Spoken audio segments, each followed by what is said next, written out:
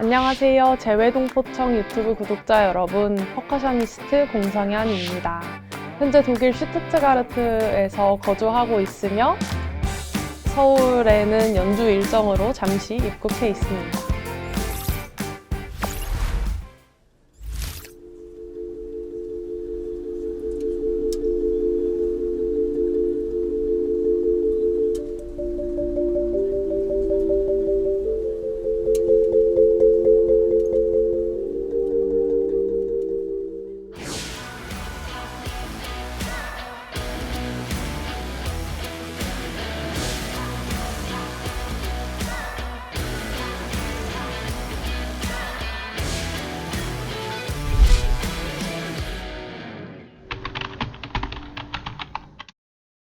퍼커셔니스트는 기본적으로 이제 타악기를 다루는 연주자들을 모두 통틀어서 퍼커셔니스트라고 하는데요. 타악기의 종류가 워낙 다양해서 저희가 흔히 건반악기라고 알고 있는 그 선율이 흘러가는 마림바나 비브라폰 이런 형태의 건반악기들도 있고, 율이 없다 해서 무율악기라고 부르는 북이나 심벌즈 같은 흔히 아시는 그런 드럼과 같은 타악기들도 있는데, 저희가 그 모든 악기들을 다 다뤄야 하는 게 퍼커셔니스트의 숙명입니다.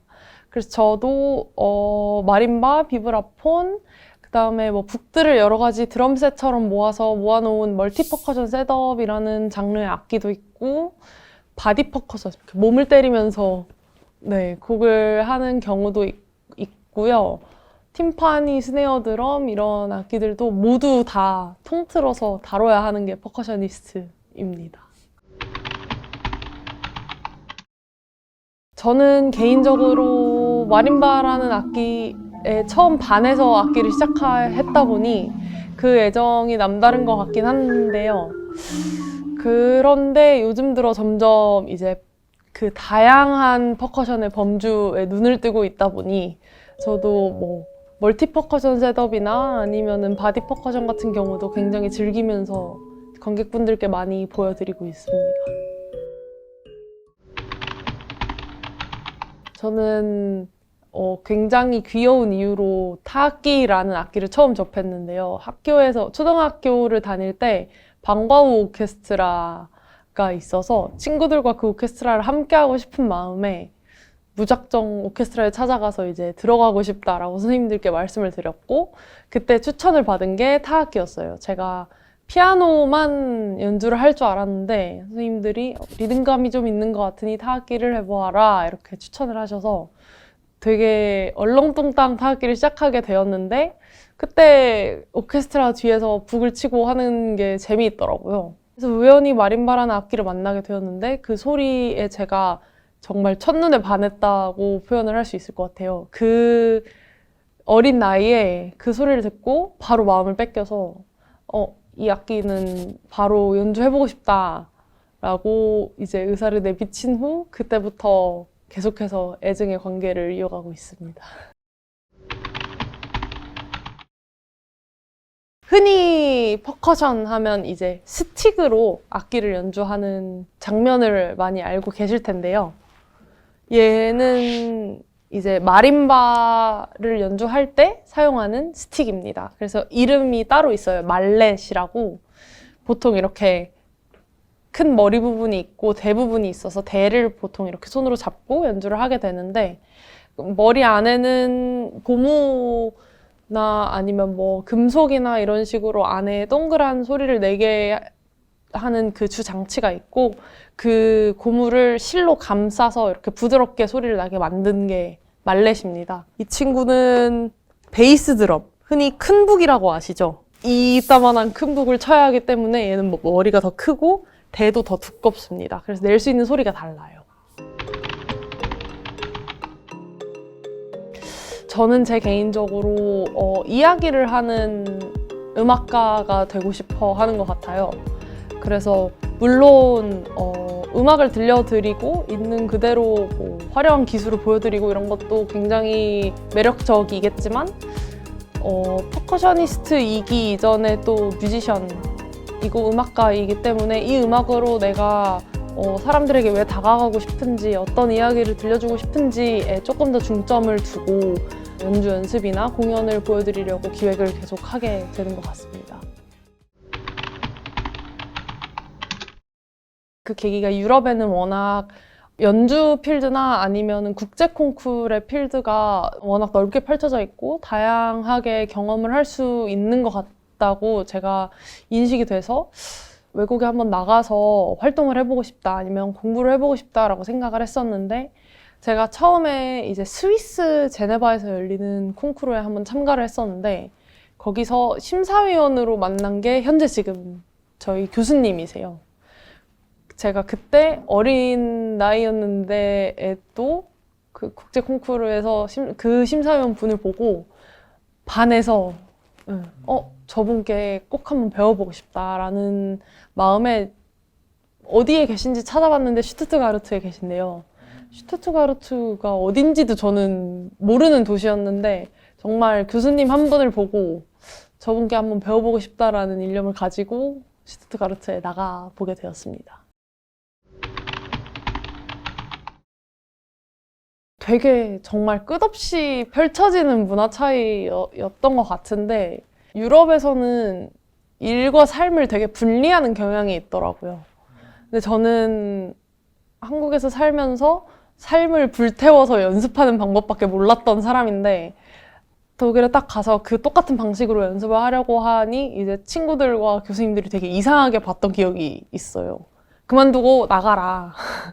지금 연습 그만하고 뭐 나가서 공원에서 산책을 하고 오도록 해. 아니면 뭐 어디 강에 가서 수영을 하고 오도록 해. 이런 거를 추천해 주는데 처음에는 나 지금 내 할 일 하기도 바쁜데 어떻게 저렇게 태평한 말을 나에게 할 수 있지? 교수님이? 이렇게 생각을 했는데 지금 이제 와서 그들의 효율적인 방법을 배우고 있는 것 같아요. 그 잠시만의 쉬는 시간을 가지고 또 그들은 이렇게 그냥 쉬지 않고 자연으로 나가서 쉬거나 몸을 움직여서 쉬거나 그러면은 확실히 리프레시가 되면서 또 일의 능률도 올라가고 이런 것들을 또 알려주는 것 같아요. 저한테 일단 처음 독일에 나가게 됐을 때 의미는 오로지 진짜 그 유명한 교수님한테 내가 배울 수 있다라는 의미 하나만이었는데 점점 독일에서 생활을 하면서 음악적으로 봤을 땐 항상 생각하는 게 우리의 K-팝이 그들에게 클래식이더라고요. 그들은 그냥 태어나면서부터 클래식을 배우고 뭐 듣고 느끼면서 자랐고 클래식을 듣는 게 흔한 취미 중 하나고 뭐 길가에서 할아버지 할머니 부부분들이 산책하다가 오늘 클래식 공연이 있대 하면은 그냥 산책하다 말고 들어와서 공연을 보시고 이러한 문화들이 저한테 되게 신선한 충격으로 다가왔어요. 그런 그 삶의 음악이 녹아있는 그런 형태들을 제가 점점 배우게 된 것 같아요. 당연히 있죠. 타지에서 사시는 모든 분들은 아마 공감하실 것 같은데 한없이 외로운 순간들이 있고 분명히 이제 외국인 친구들하고도 잘 지내고 분명히 나는 여기서 나의 사회를 만들어서 잘 살아가고 있는데 왜 이런 외로움이 가끔씩 느껴지는가를 생각해 봤을 때 내가 나고 자란 나의 문화를 온전하게 이해해 줄 수 있는 사람들이 없다는 게 이질감을 들게 만드는 것 같더라고요. 저는 너무 다행히도 그리고 감사하게도 슈투트가르트에서 같이 이제 생활하고 있는 한국인 분들도 너무 많아서 잘 생활하게 된 것 같아서 너무 감사할 수밖에 없는 것 같아요. 그냥 나의 뿌리를 내가 잃지 않으려고 계속해서 생각하는 것 같아요. 그리고 잃을 수가 없는 것 같아요. 뿌리를 버린다는 게 불가능한 일이라고 요즘에 생각을 하고 있어요. 독일에 살면서 인종차별도 사실 많이 당하고 개인적으로 아시안 여성으로서는 사실 제가 최약체에 있다고 보거든요. 그래서 되게 억울했던 적도 있었어요. 내 국적에 대해서. 쟤네들은 이런 거 그냥 자연스럽게 얻어냈는데 나는 이거 하나 얻으려고 이렇게 최선을 다해야 되는구나. 나는 내가 그냥 나고 자란 나라가 달라서 너희들과 이렇게 같이 공평한 기회를 받지 못하는구나, 이러한 억울함들도 충분히 있었는데, 그럼에도 불구하고 내가 자라난 이 한국이라는 나라에 대한 자긍심은 어쩔 수 없이 계속해서 갖고 있게 되는 것 같고, 나를 키워낸 나라이다 보니 내가 이렇게 클 수 있었던 건 한국 덕분이야. 내가 커서 여기에서 또 이렇게 활발하게 활동할 수 있었던 건 내가 한국에서 받은 그 수많은 교육들과 그 수많은 사랑을 베이스로 내가 여기 나와서 잘 살아갈 수 있어 라는 생각을 계속해서 하게 되는 것 같아요. 그래서 그냥 한국인이라는 그 사실 자체가 저를 더 단단하게 만들어주는 게 아닌가 싶습니다.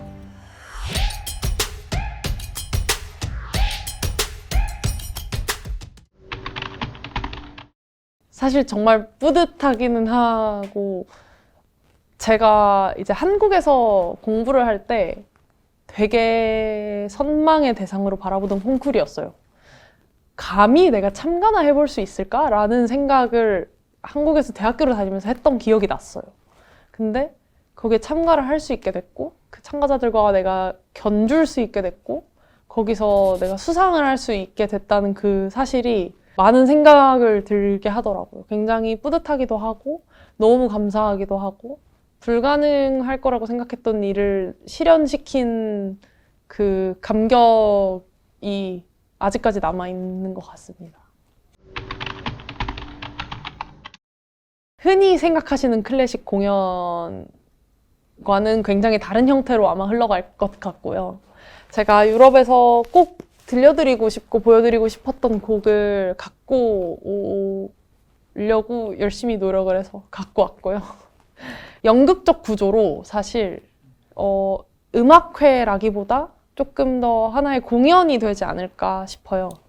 My Beautiful Chaos라는 부제를 붙여봤는데, 제 정체성을 어떻게 나타낼 수 있을까 생각을 하다가 여러 가지 질문을 던져보고 싶다라고 생각을 해서, 제가 제 스스로 혼란스럽게 계속해서 생각했던 질문들을 관객분들께 그냥 던져보려고 질문들을 여러 가지 준비를 하고 있고, 우리가 사유할 수 있게 되고 생각할 수 있게 된 게 얼마나 큰 아름다움인가 라는 생각에, 그냥 혼란스럽지만은 않고 조금 혼란스럽지만 아름다운 혼란일 거다 라는 뜻의 My Beautiful Chaos라는 공연을 준비하고 있습니다.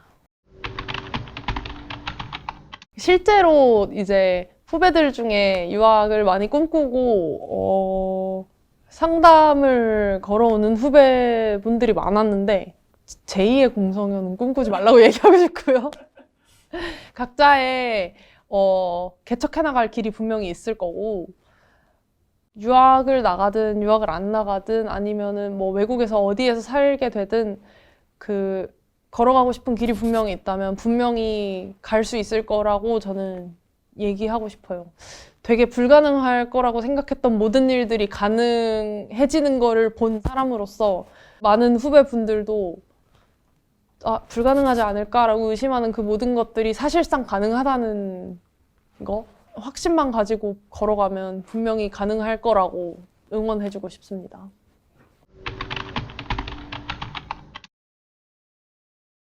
이제 독일에서 혼자 살면서 가끔씩 외로울 때 재외동포로 살아가고 있는 한국인들의 글, 영상, 그런 이야기들을 보면서 공감도 하고 위로도 받고, 또 이 사람도 나와 같은 걸 느끼고 있구나 라는, 저 멀리에도 또 저런 사람들이 살고 있구나 라는 위로들을 많이 받았던 것 같아요.